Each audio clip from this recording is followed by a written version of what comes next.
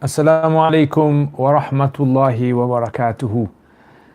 Welcome, guys. So it's been a little while since I've done another Q&A, and alhamdulillah, yesterday, if you guys, I don't know, you guys in Birmingham didn't experience the cold weather. There's a lot of cold weather going around the world at the moment, but us guys had -6 degrees, man, -6, which I think is probably colder than the refrigerator, freezer.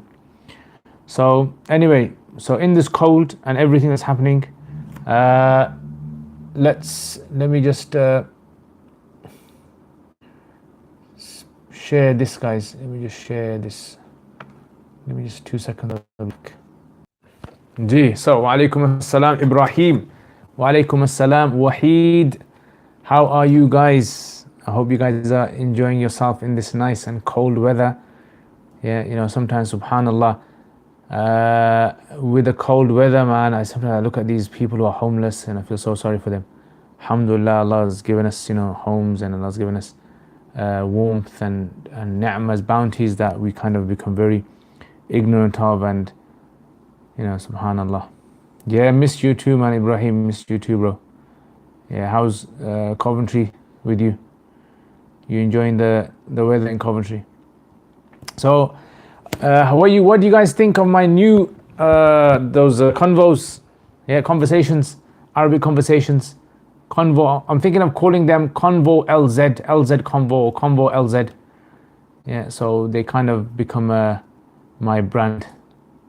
Yeah, then as always, Allahu Akbar, Allahu Akbar. It's okay, Coventry is okay, man. It's nice and peaceful. I wouldn't call it dead, I'd call it peaceful.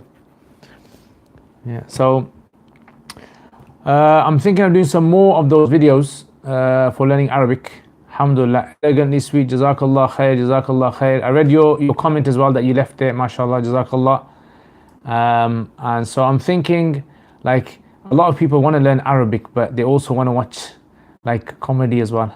Yeah, so it's like you like EastEnders, but at the same time you want to learn you know, physics. So why not merge them together? Why not have EastEnders and physics in one? So you can learn physics and you can learn watch EastEnders as well. So this is the idea behind it. We want to get people to understand Arabic, inshallah, and to have a bit of fun as well.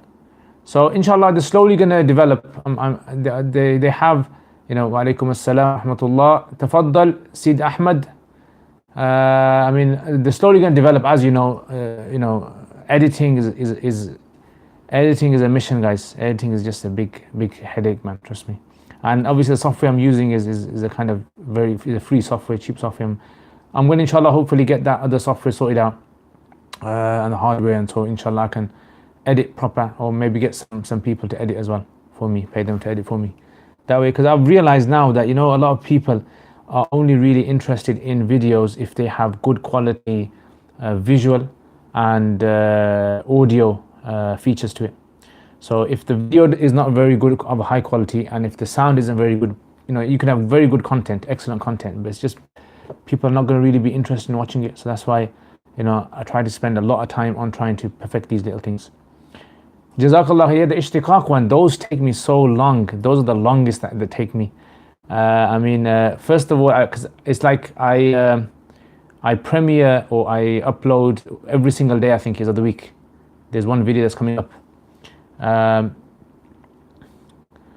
And it's like the ishtiqaq one that I'm doing, which is the words of the Quran words one that I'm doing. Yeah, and today I've just before I came, I just about finished the video. Now I've just got to sort the audio out.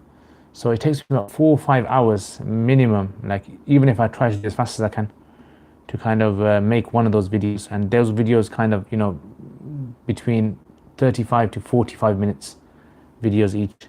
So ideally I want to make the entire Quran like that. Inshallah, that's my aim. The entire Quran, explain every single ayah, every single word in like that kind of depth, where the person who just watches that video will appreciate and understand the you know, the depth of the words of the Arabic language, so that when they're reading it, it kind of, instead of just having a translation, you kind of have emotions attached to it. Does that make sense? Have you getting me? You know, like, you know, when you're young and you learn your language, your mother tongue, you know, when you hear your mother say something, or you hear your people say something in their own language, it has much more of a, what's the word for it, emotional attachment to it, yeah, rather than just a kind of a translation. Yeah, so that's what I want the Quran. So like the Sahaba used to feel the Quran when it was revealed. They had like emotions attached to it. And us guys, when we learn the Quran, it kind of it has a kind of element of just translation, and it's very difficult to go beyond that. Does that make sense? Okay, so let's check out your question. So brother Muhammad Shu'aib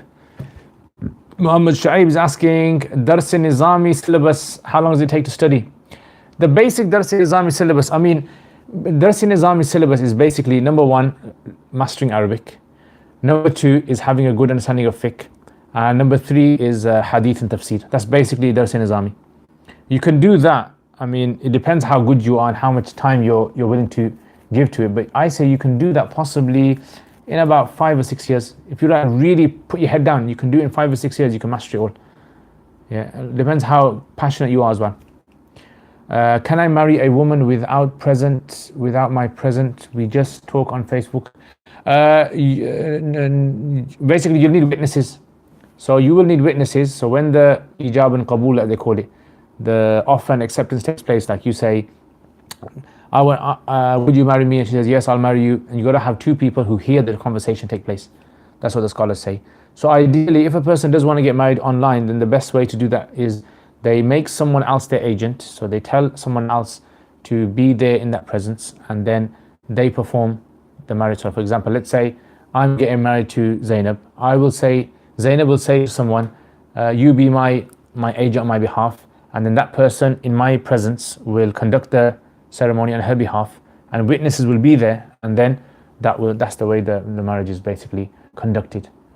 Yeah, so as long as there's witnesses there to hear both sides of the conversation. Okay, is there any other question you guys have? Right, yeah, resonates, that's the word. Yeah, it resonates. Yeah, the Quran resonates. So yeah, the ishtiqaq one takes me a long time, and then after the ishtiqaq one, the other one that takes me a long time is the balagha one. Yeah, that takes me quite a while, because I gotta read a lot of tafsirs and read a lot of dictionaries to kind of try to see what's kind of missing in the sentences and how I can explain it to you guys. That's the toughest challenge I have, is trying to think in my head, how am I going to make this as easy as possible for the listener. I know a lot of people who watch these videos and find them very advanced. I can expect that. And I didn't really design those videos for a person who hasn't had any exposure to Arabic. That wasn't my aim.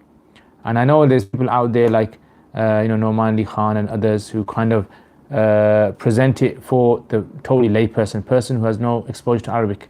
But you see, the videos that I make are very structured, in the sense that we cover a lot of depth. So they go into a lot of depth, and they structured in that kind of way. Yeah, so that's that, guys. Any other questions, guys, you guys got? So I don't have much time. I mean, if you have any other questions, you can post them in the comments, inshallah. Otherwise, I'm going to have to be going off in a little while. What's the name of that married to a prophet and her father is a prophet? What's the name of married to a prophet and the father is a prophet? I don't understand the question, brother. What's the name of they married to a prophet and her father is a prophet? I'm sorry, I don't understand the question. Okay. So, Jazakallah khair, guys. Thank you very much for watching. What is the name of the daughter? What is the name of the daughter married to a prophet and her father is a prophet? Someone who marries a prophet and her father is a prophet. You mean Musa alayhi salam, the woman that he married? Are you talking about that one? Shu'aib alayhi salam's daughter? I'm not sure. Is that a trick question, or is it? I don't know. Anyway, Jazakallah khair, guys, all of you guys, for supporting me on my channel. Inshallah, make du'as that I can make loads of more videos. Yeah, and inshallah, I'm going to try to cover the entire Quran and Arabic syllabus, and try to help you guys, inshallah, as best as possible. And I got lots of more plans as well, but it's just a matter of time, inshallah. So take care, guys. Remember in your du'as, And hopefully, inshallah, if you have any other questions, you can post it on my email. You can, I don't know, put it in the comments, inshallah. And I do now and again check the comments as well. Jazakallah khair, guys. Assalamu alaikum wa rahmatullah.